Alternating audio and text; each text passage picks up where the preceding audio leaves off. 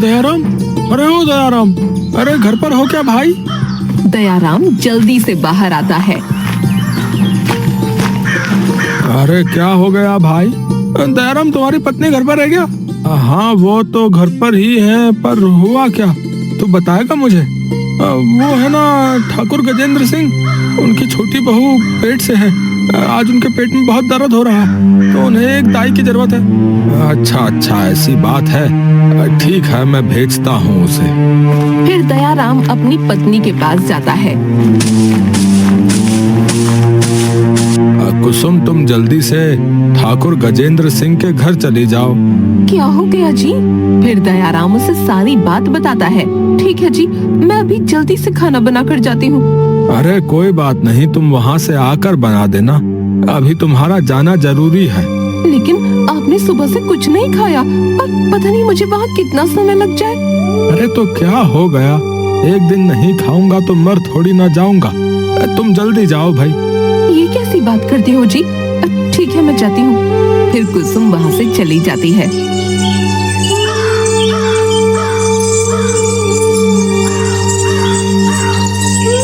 हे भगवान, ठाकुर जी के यहाँ सब अच्छा करना। पिताजी, आपने ये किसे बुला लिया? इन गवारों को कुछ आता भी है? अरे किसी अच्छे डॉक्टर को बुलाना चाहिए था। हमारे गांव में ना तो कोई अस्पताल है और ना ही डॉक्टर। पिताजी मुझे तो डर लग रहा है, कहीं लेने के देने ना पड़ जाए। तो चिंता मत कर, अरे तेरा जन्म भी ऐसा ही हुआ था रे। ये जो दाई आई है ना, इसके पति की माँ आई थी। लेकिन पिताजी, इतनी देर से वो बाहर क्यों नहीं आई? तू घबरा मत बेटा, सदियों से इनकी पीढ़ियां ये काम करती आई हैं, बस वो कभी भी आती ही होगी। तभी अंदर से कुसुम बाहर आती है। मुबारक हो ठाकुर साहब, आपके घर लड़के का जन्म हुआ है। कुसुम की ये बात सुनकर ठाकुर गजेंद्र और रणबीर बहुत खुश होते हैं। अरे वाह वाह, मेरे घर लड़के का जन्म हुआ है, मैं दादा बन गया भाई। वो दोनों खुशी से कमरे के अंदर जाते हैं। अरे रणबीर की माँ, मैं दादा बन गया और तुम दादी बन गई। अरे आराम से थोड़ी सांस तो ले लीजिए। अरे आज मैं बहुत खुश हूँ। वो लोग आपस में बातें कर ही रहे होते हैं कि कमरे के बाहर कुसुम कुछ इनाम मिलने की आस में खड़ी थी। चंदू, अरे ओ चंदू, अरे कहाँ मर गया बे? चंदू जल्दी से आता है। जी मालिक, मैं आ गया, बताइए। हरामखोर कहाँ रह गया था? मालिक थोड़ा काम कर रहा था। अब ध्यान से सुन, आज मैं दादा बन गया हूँ, इसी खुशी में पूरे गांव में मिठाई बांट कर आ। जी मालिक, अभी जाता हूँ। और हाँ, एक बात और सुन। जी बताइए मालिक। मिठाई सिर्फ अमीर और ऊंची जाति वालों के मोहल्ले में ही बांटना, समझा? उन छोटी जाति वालों के मोहल्ले में जाना भी मत, समझा? ठीक है मालिक, जैसा आप कहें। इतना बोलकर चंदू वहाँ से चला जाता है। तभी ठाकुर की नजर कुसुम पर पड़ती है। अरे तू क्यों खड़ी है, जा अपने घर। ठाकुर साहब, इस खुशी के मौके पर कुछ। अच्छा मैं समझ गया। अच्छा शकुंतला, जरा इस दाई को कुछ इनाम दे दो। ठीक है जी, अभी देती हूँ। शकुंतला कुसुम को थोड़ा आटा देती है। मालकिन, अगर थोड़े बहुत पैसे मिल जाते। मैं तभी तुम छोटे लोगों को पसंद नहीं करती। तुझे थोड़ा हाथ क्या पकड़ाया, तूने तो सीधा हमारा गला ही पकड़ लिया। क्या हो गया शकुंतला, क्यों चिल्ला रही हो? इसके नखरे तो देखो, आटा दे रही हूँ लेकिन महारानी को तो देखो पैसे मांग रही है। अगर आटा लेती है तो दे दो, नहीं तो धक्के मार के भगा दो। सुन लिया तूने, अब चुपचाप ये पकड़ और निकल यहाँ से। बेचारी कुसुम वो आटा लेकर अपने घर वापस आ जाती है। अरे कुसुम, तुम आ गई, और इस पोटली में क्या है? लगता है ठाकुर साहब ने तुम्हें अच्छा इनाम दिया है। क्या अच्छा इनाम? थोड़ा सा आटा दिया है बस। क्या हो गया, तुम इतने गुस्से में क्यों हो? वैसे तो उनके पास बहुत पैसे हैं, गांव में मिठाई बंटवा रहे हैं, लेकिन हमें देने के लिए 100-200 रुपए भी नहीं है। तुम्हारी बात तो सही है, पर कोई बात नहीं, हमारे नसीब में जितना था हमें उतना मिल गया। वो दोनों आपस में बात कर ही रहे थे कि तभी बाहर से चंदू आवाज लगाता है। दयाराम, अरे ओ दयाराम, जरा बाहर तो आओ। अरे अब कौन आ गया? फिर दयाराम बाहर जाता है। अरे चंदू, और बता कैसे आना हुआ? अरे कुछ नहीं, बस मिठाई देने आया हूँ। अरे चंदू, तू क्यों आया? तुझे तो ठाकुर ने हमारे मोहल्ले में आने से मना किया था। अरे उस ठाकुर का जमीर मर चुका है पर मेरा नहीं, जिसके कारण उसके घर में खुशियां आई हैं। भला ऐसा कैसे हो सकता है कि उसे ही मिठाई ना मिले? चंदू, तूने हमारे बारे में सोचा, यही बहुत है। अब तू जल्दी से यहाँ से चला जा। अगर ठाकुर के किसी आदमी ने देख लिया तो तेरे लिए मुसीबत हो जाएगी। फिर चंदू मिठाई देकर वहाँ से चला जाता है। सच कहते हैं कुसुम, एक गरीब को एक गरीब ही समझ सकता है।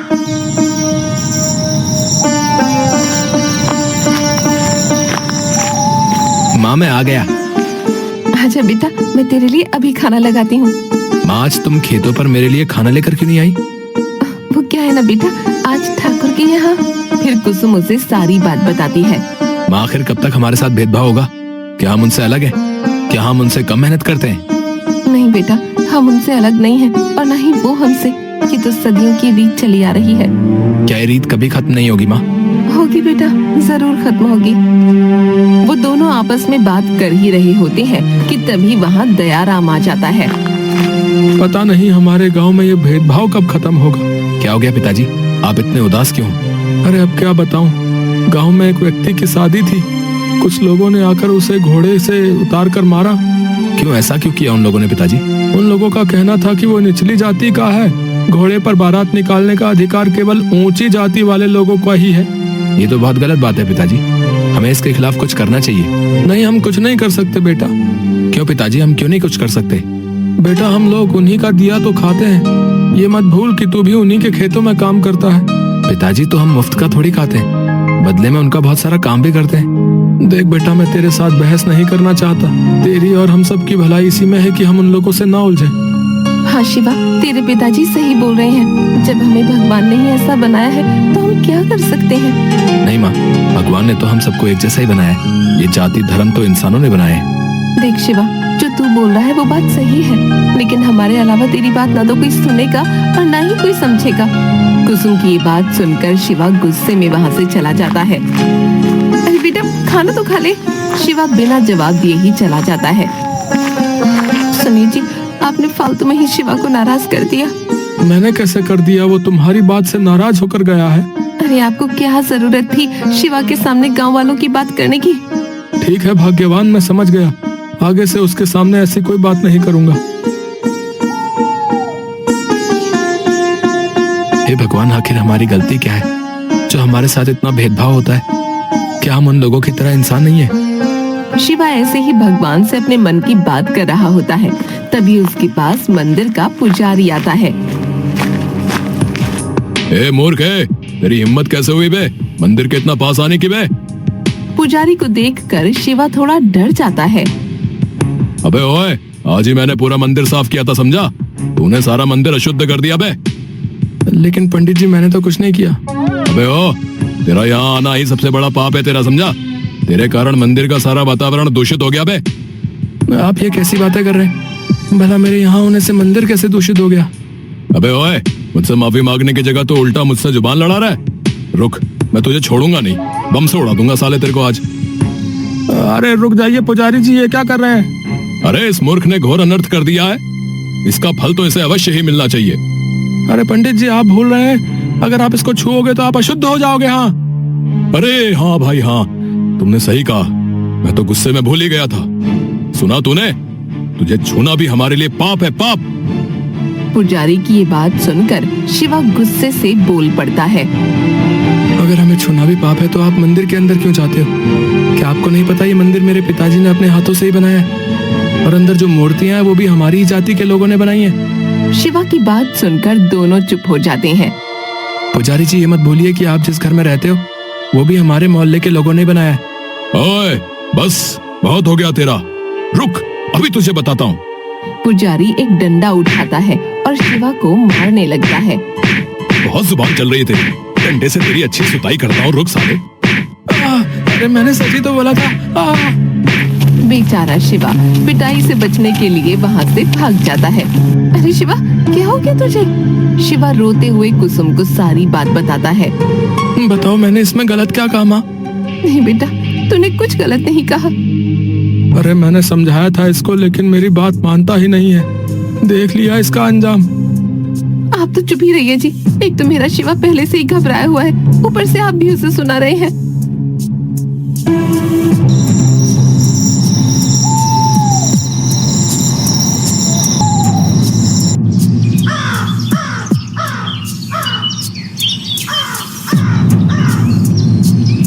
अच्छा मैम, मैं खेत में जा रहा हूँ। कुसुम बोल दो अपने लाडले से कि अपने काम से काम रखे, किसी को उल्टा जवाब ना दे।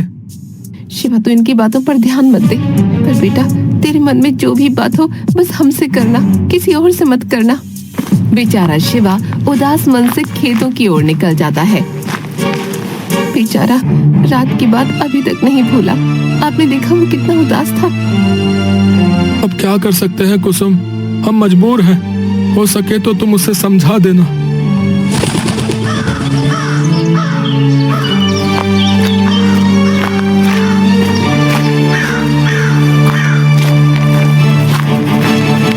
ठाकुर साहब, किसी ने मंदिर से मूर्ति चुराई है। हाँ, उन लोगों को देखकर शिवा थोड़ा डर जाता है। क्या हो गया पुजारी जी, आप सब यहाँ? अबे ओए, अब ज्यादा नाटक मत कर, समझा? और सच सच बता दे कि मंदिर की मूर्ति कहाँ है? कौन सी मूर्ति? मुझे किसी मूर्ति के बारे में नहीं पता। अबे वही जो रात को तूने मंदिर से चुराई थी बे। ये आप क्या बोल रहे हो पुजारी जी? मैंने कोई मूर्ति नहीं चुराई। पंडित जी, ये तो मना कर रहा है। नहीं ठाकुर साहब, मुझे पूरा यकीन है कि मूर्ति इसी ने चुराई है। कल रात मैंने इसे मारा था ना, इसीलिए ये साला बदला ले रहा है। ओए सुन बे, सब सच सच बता दे, नहीं तो तेरी खैर नहीं, समझा? ठाकुर साहब सच में मुझे कुछ भी नहीं पता। लगता है ये ऐसे नहीं बताएगा। ऐसा करते हैं, हम इसके घर जाकर तलाशी लेते हैं, चलो। फिर ठाकुर अपने दो पहलवानों के साथ शिवा के घर जाता है। पहलवानों, इसके घर की तलाशी लो। फिर वो पहलवान शिवा के घर की तलाशी लेने लगते हैं। अरे ये रही मंदिर की मूर्ति, तो देख क्या रहा है, उठा ले। जैसे ही वो पहलवान मूर्ति उठाने की कोशिश करता है, उससे वो मूर्ति उठाना तो दूर, उससे वो मूर्ति हिलती भी नहीं है। जरा मेरी मदद कर, ये मूर्ति तो बहुत भारी है, मैं तो इसे हिला भी नहीं पा रहा। अबे क्या मजाक करता है, तू हट, मैं उठाता हूँ। जैसे ही वो पहलवान मूर्ति उठाने की कोशिश करता है, उससे भी मूर्ति नहीं उठती। क्या हुआ, नहीं उठ रही ना? अरे क्या हुआ पहलवानों, मूर्ति मिली क्या? दोनों पहलवान बाहर आते हैं। क्या हुआ, मिली क्या अंदर मूर्ति? हाँ मालिक, अंदर मूर्ति है। ये बात सुनकर शिवा चौंक जाता है। देखा ठाकुर साहब, देखा, मैं तो पहले ही बोल रहा था कि मूर्ति इसी ने चुराई है। नहीं, मुझे नहीं पता मूर्ति घर के अंदर कैसे आई। चुप कर, नीची जाति का। और तुम दोनों को अलग से बोलना पड़ेगा क्या मूर्ति बाहर लाने के लिए? अब हम मूर्ति को उठा नहीं पा रहे। क्या ये क्या बोल रहे हो तुम? तुम्हारा दिमाग तो ठीक है ना? हाँ मालिक, मैं सही बोल रहा हूँ। मैं नहीं मानता, मैं खुद जाकर देखूंगा। अगर मेरी बात सही निकली तो तुम दोनों की खैर नहीं। फिर गजेंद्र सिंह खुद अंदर आता है और मूर्ति उठाने की कोशिश करता है, लेकिन उससे भी मूर्ति उठती नहीं। अरे ये कैसे हो सकता है? इसका मतलब वो दोनों सही बोल रहे थे। फिर ठाकुर बाहर आता है। ये दोनों सही बोल रहे हैं। मूर्ति उठाना तो दूर की बात, वो तो हल्की सी खिसक भी नहीं रही।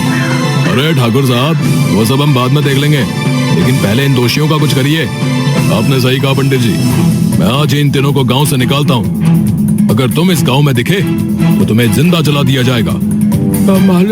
मालिक ऐसा मत कीजिए, हम कहाँ जाएंगे मालिक? तुमने एक बार में सुना नहीं क्या बे? चाहते हो या अपने पहलवानों से तुम्हारे हाथ पैर तोड़वाऊं? डर के कारण बेचारा दयाराम अपने परिवार के साथ वहां से निकल जाता है।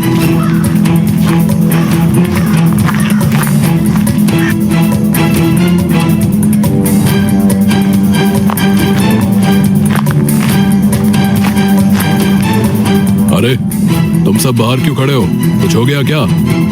पिताजी, अभी हमारे घर पर डाकू आए थे और मेरे बेटे को उठा कर ले गए। क्या? ये क्या कह रहा है? तूने उन्हें रोका क्यों नहीं? पिताजी, वो हमारे यहाँ चोरी करने आए थे। जैसे ही मैंने उन्हें रोकने की कोशिश की, उन्होंने मेरे बेटे के ऊपर बंदूक तान दी और खुद को बचाने के लिए वो मेरे बेटे को लेकर भाग गए। हे भगवान, ये क्या हो गया?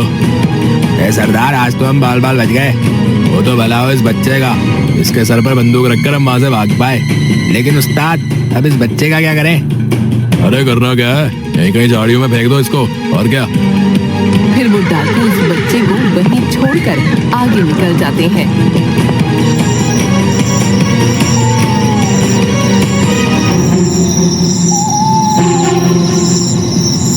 ये कैसी आवाज आ रही है? ऐसा लग रहा है जैसे कोई छोटा बच्चा रो रहा हो।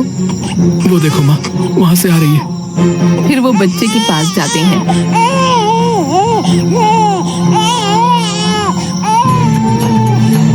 जैसे ही कुसुम बच्चे का मुंह देखती है तो उसे पहचान लेती है। अरे, ये तो ठाकुर गजेंद्र सिंह का पोता है, लेकिन ये यहाँ कैसे आया? कैसे भी आया हो माँ, हमें जल्दी से इसे इसके घर पहुंचाना चाहिए। और नहीं, हम वापस नहीं जा सकते। अगर हम वापस गए तो वो लोग हमें मार देंगे। नहीं जी, हमें जाना ही होगा, नहीं तो इस छोटे से बच्चे का क्या होगा? हाँ पिताजी, माँ ठीक बोल रही है। फिर वो लोग बच्चे को लेकर वापस जाने लगते हैं।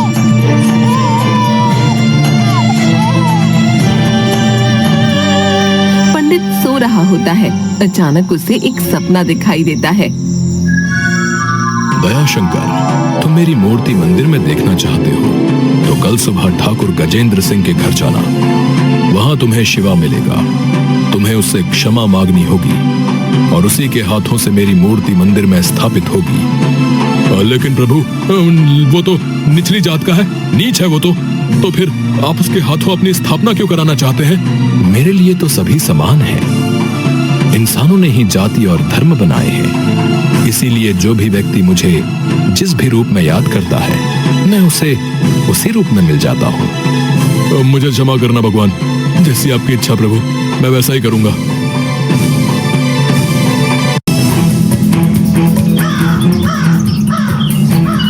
ठाकुर साहब, बाहर आइए ठाकुर साहब। अबे ओए, तेरी इतनी हिम्मत कि तू लौट के आया। आज मैं तेरे खानदान को मिटा दूंगा। ठीक है मालिक, जैसा आपको उचित लगे, लेकिन पहले ये देखिए हम किसे लाए हैं। ठाकुर जैसे ही कुसुम के हाथ में अपने पोते को देखता है तो बहुत खुश हो जाता है। अरे, ये तो मेरा भानु प्रताप है, लेकिन तुम्हें ये कहाँ मिला? फिर दयाराम ठाकुर को सारी बात बताता है। सुन बे, तुम्हारा बहुत बहुत धन्यवाद। तुम्हारा ये एहसान मैं अब जिंदगी भर नहीं भूलूंगा। वो लोग आपस में बात कर ही रहे होते हैं कि तभी वहाँ पंडित जी आ जाते हैं।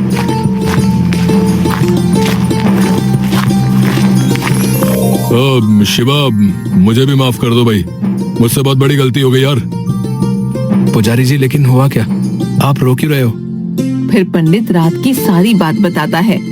अबे ओए, कृपया भगवान की मूर्ति मंदिर में स्थापित कर दे भाई। ऐसी बात है तो ठीक है, मैं जरूर करूंगा।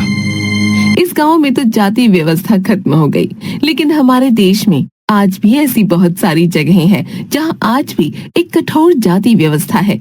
लेकिन आज जरूरत है कि हम समानता, शिक्षा और मानवीय मूल्य अपनाकर इस विभाजन को कम करें, ताकि हर व्यक्ति स्वतंत्र और सम्मानित जीवन जी सके। ये जरूरी नहीं है कि भगवान हर बार अवतार लें।